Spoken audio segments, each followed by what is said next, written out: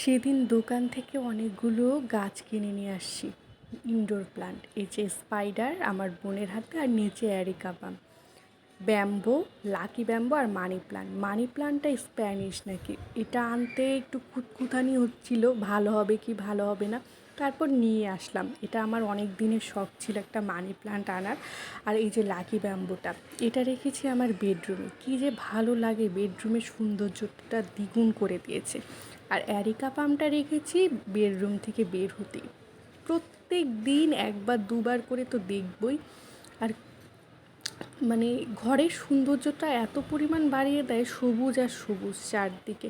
আর এই যে স্পাইডারটাও আমার বেডরুমেই রেখেছি, মাঝে মধ্যে একটু সরিয়ে বারান্দার সাইডে রাখি। এগুলো ইনডোর বললেও ভুল হবে, একটু সেমি ইনডোর, মাঝে মধ্যে একটু আলো দরকার হয় তো একটু সরিয়ে রাখি। আর আজকে আর অফিস যাইনি বলে অনেকগুলো মাছ কাটতে বসে পড়েছি। মাই ধরিয়ে দিয়েছে ফ্রিজ থেকে বের করে এই মাছগুলো কেটে দেওয়ার জন্য, রান্না করবে। বাতাসি নয় যেন, কাজরি মাছ বলে এইগুলোকে। তো এই যে এই মাছগুলো কেটে আমি এখন পরিষ্কার করে নিয়েছি পুরো ফ্রেশ করে। আর মা বলছিল মাছগুলো টক রান্না করবে বিলম্ব ফল দিয়ে, আর একটা পাঁচমেশালি সবজির জন্য সব কিছু আমিই কেটে দিচ্ছিলাম মাকে। আমার আবার কাটাকুটির জিনিসটা খুবই ভালো লাগে, এগুলোতে আমি একটু এক্সপার্টও আছি।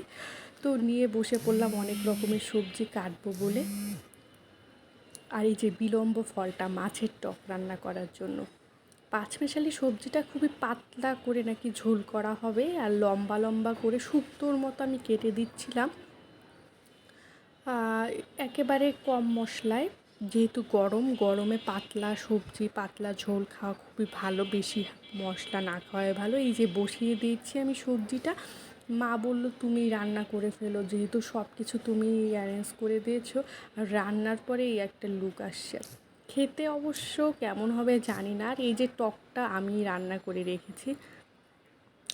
আর সকালের ছিল ভাজি, গাজর শিম দিয়ে। মা রুটি খাওয়ার জন্য এই ভাজিটা করেছে, এটা খুবই টেস্টি হয়। আর এই যে রুটি দুইটা বেঁচে গিয়েছিল, আমি যেহেতু খাইনি এই কারণে। আর দুধটা গরম করে রাখা হয়েছিল দুপুর টাইমে খাওয়ার জন্য। দুপুরে আমরা সবাই খাওয়ার পরে দুধ ভাত খাই। আর এই যে আরেক রকমের মাছের আইটেম মা বসিয়ে দিয়েছিল বড় মাছ রান্না করার জন্য, রুই মাছের আলু দিয়ে ঝোল, সেটাও কম মশলাই, তবে একটু গা মাখা ঝোল হবে। আর সাথে সাথে মা গুছিয়ে নিচ্ছে ঘরের আর রান্নাঘরের আরও টুকটাক জিনিস, একসাথে অনেক কাজই করতে হয় আর কি। আর আমার রান্না করতে করতে এত টায়ার্ড লাগছে, তাই একটা আইসক্রিমের বক্স নিয়ে বসে গেছি ফ্রিজ থেকে বের করে। আমি আর আমার বোন খাওয়ার জন্য। গরমের দিনে ঠান্ডা জিনিস খেতে ভালোই লাগে। তো এই যে আমি আর আমার বোন বসে পড়েছি কথা বলতে বলতে, আইসক্রিমটা খাচ্ছি।